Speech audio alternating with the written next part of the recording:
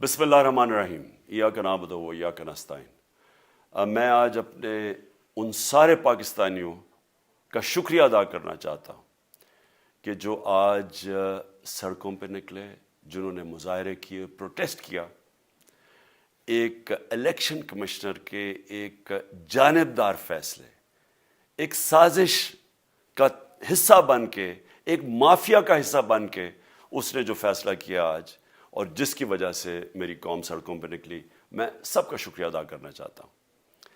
پہلے تو میں اپنی قوم کے سامنے یہ رکھنا چاہتا ہوں یہ کیا فیصلہ ہے، یعنی یہ توشہ خانہ کیا چیز ہے۔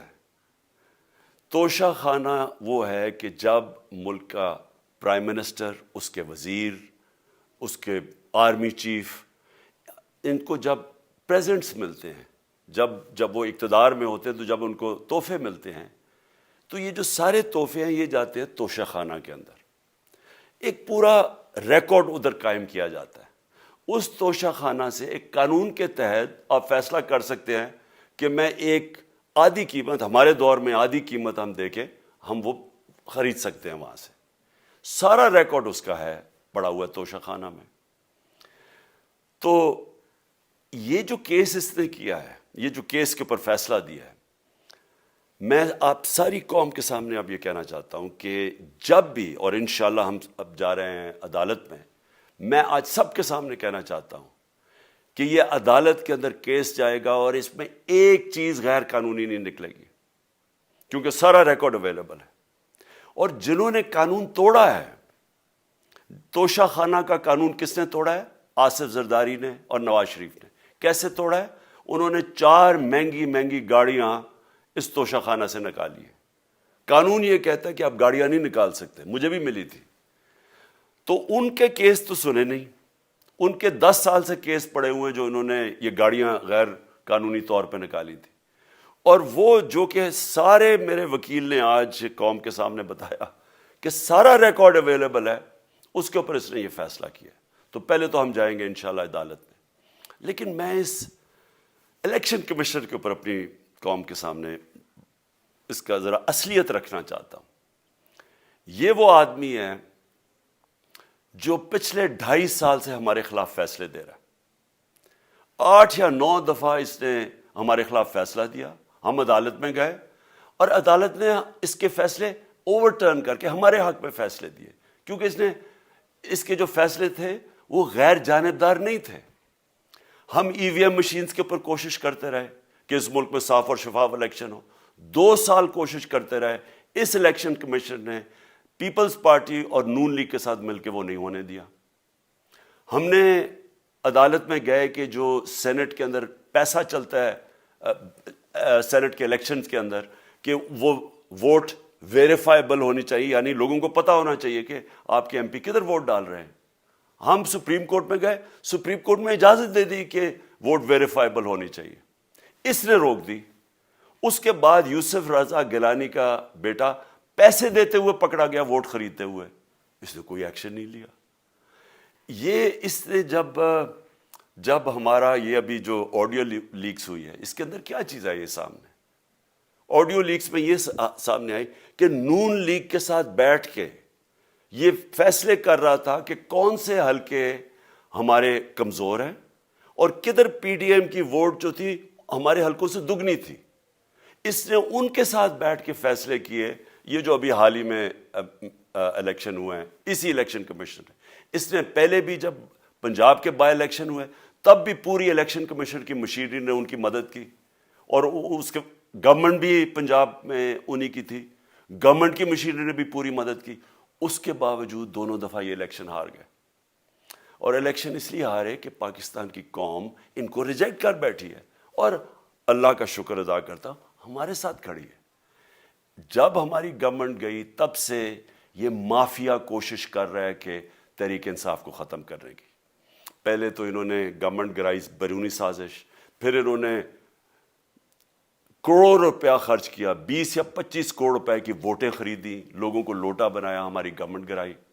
اس کے بعد جب ہم نے مظاہرہ کیا، پرامن مظاہرہ، آئین اور قانون میں رہتے ہوئے، ہمیں آئین اجازت دیتا ہے پرامن احتجاج کرنے کی، ہم نے پرامن احتجاج کرنا تھا۔ انہوں نے جس طرح ایک بیرونی جو آج بھی وہ سائفر اویلیبل ہے جس میں واضح ہے کہ ان کو باہر سے مل کے انہوں نے ایک گورنمنٹ گرائی تھی.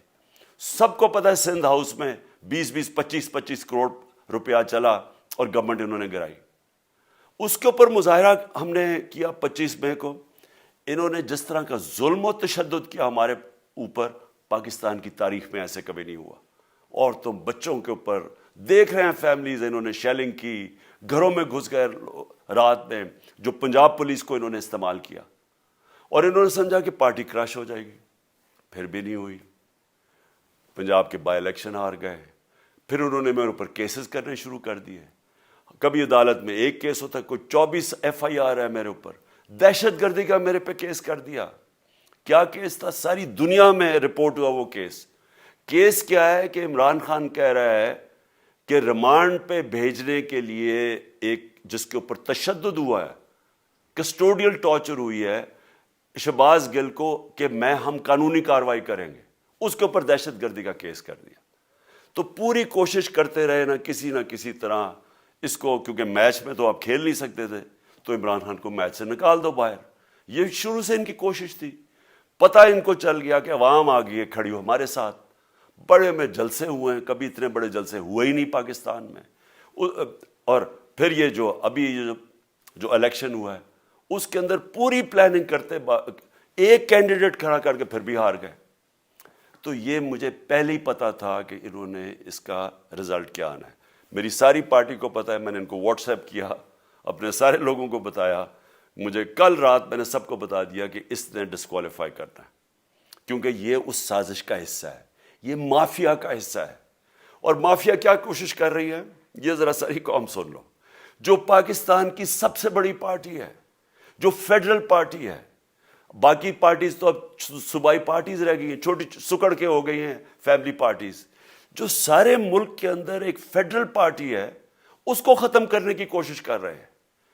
اور یہ میں پھر سے اس ملک کی تکلیف دے جو ہمارا تاریخ کا حصہ تھا, جب ایسٹ پاکستان ہمارے سے علیحدہ ہوا, کیا ہوا تھا؟ جو پارٹی کو سب سے بڑا مینڈیٹ ملا اسی پارٹی کو ختم کرنے کی کوشش کی. ملک کا جو ہوا وہ تاریخ کا حصہ ہے.